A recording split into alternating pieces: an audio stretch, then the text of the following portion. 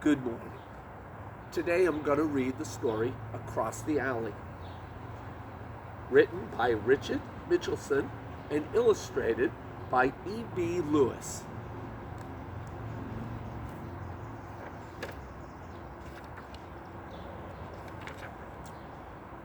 Every night after Grandpa turns out the light, I count to 20 before I tiptoe out of bed and tug open my shade.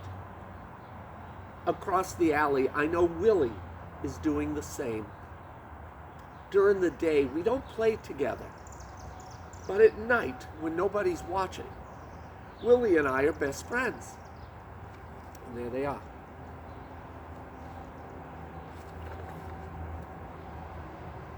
Last winter, I watched his fingers spell out high through the frost on his bedroom window. He wrote each letter backwards and then waved. I heard the ice cracking as I jimmied open my pane. My daddy was a starter in the Negro Leagues, Willie told me, and he says someday I'm gonna pitch in the majors. The next night, Willie showed me how to throw a real big league slider. He knew just where I should stretch my fingers across the stitches. There he is.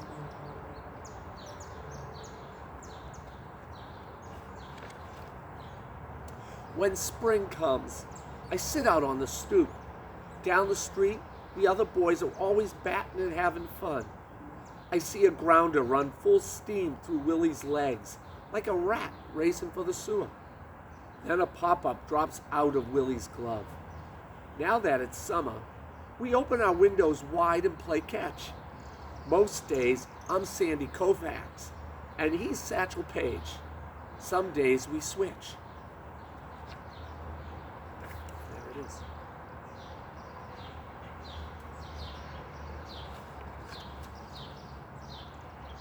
Grandpa says Jewish kids shouldn't waste time with baseball. He thinks I should spend every minute practicing a violin. God gave you a brain, Abe, he says. Let those Negro boys play ball. After Grandpa gives me my lesson, I go to my room to practice. Willie leans out his window and asks if he can play. I tell him where to rest his chin on the chin rest and how much rosin to slide across the hairs of the bow. All summer long, I teach him everything I learned. Willie's a natural as Satchel on the mound. His fingers fly up and down the fingerboard like the pavement's too hot to set your bare feet on the ground. There he is, practicing.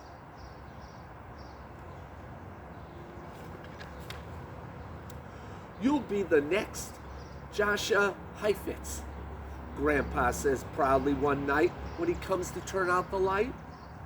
I think you're ready for the recital at the temple next Tuesday afternoon.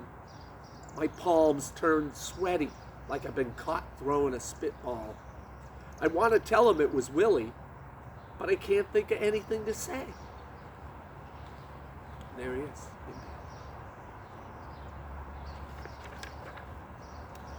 Grandpa was a great violinist in the old country, I tell Willie late that night. But there was a war, and Grandpa was imprisoned and made to work like a slave. Willie's real quiet now, and I wonder if I said something wrong. Maybe he doesn't know about World War II. My great-granddaddy was a slave too, Willie finally says. I never knew any white folk that were. Then they were both real quiet until Willie decides that it's time to go to bed. And they are talking back and forth. All weekend, I stay in my room practicing. Willie tells his dad he's sick, so he can stay in his room too. I know Willie should be working on his wind-up. Tuesday is Daddy coaches baseball, and Willie's penciled in to do the pitching. I take a break to practice my own wind-up, so I pass my violin out the window to Willie. Yeah.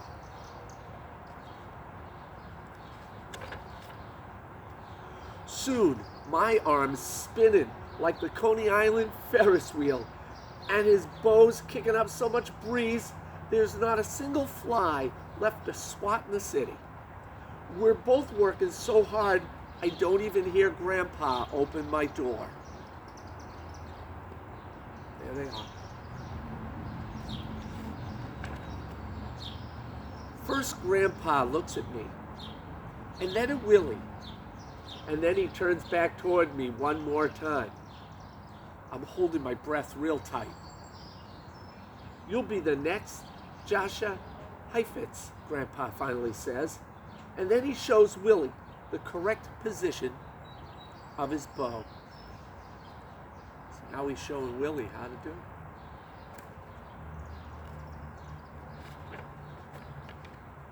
It's Tuesday afternoon, and we're walking side by side, like best friends, and everybody's watching. Let people stare, Willie's daddy says as he steps ahead of Grandpa and into the temple.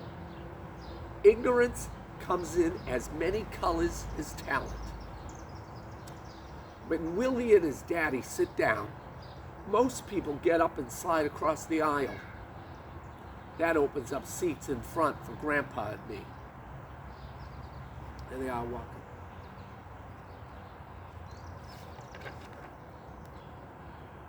Willie's first notes sound like the radio when I'm searching for the signal that announces the Dodger games.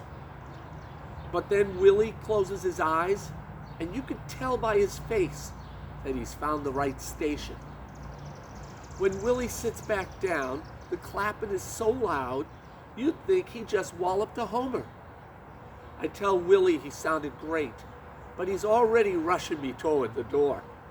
In a half an hour, Willie's daddy is leading us to the sandlot, and I'm penciled in to do the pitching. There he is.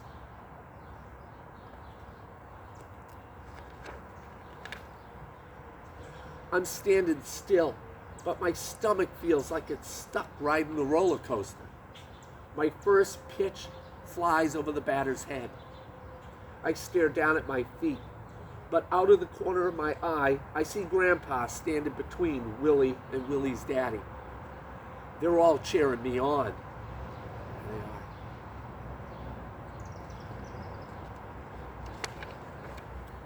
I stretch my fingers, just so, across the stitches, and I spin my arm like the Coney Island Ferris wheel.